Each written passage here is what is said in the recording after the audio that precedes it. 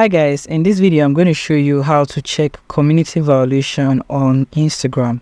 If you're new here, I'm Michael, and to check your community violation on Instagram, you want to make sure you're signing into your Instagram account.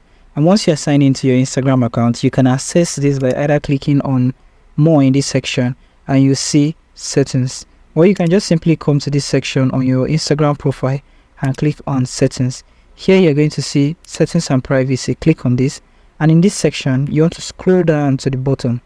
Now, keep in mind that the interface I might be operating on might be different from your interface due to different countries, or Facebook has changed the location. So click on account status. In this section, you see any action that Instagram has taken when your account or content doesn't follow their community guideline. And you can learn more about the account status in this section.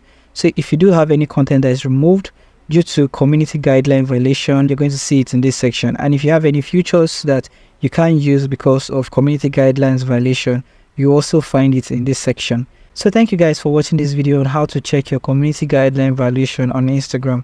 And I hope you found this video helpful.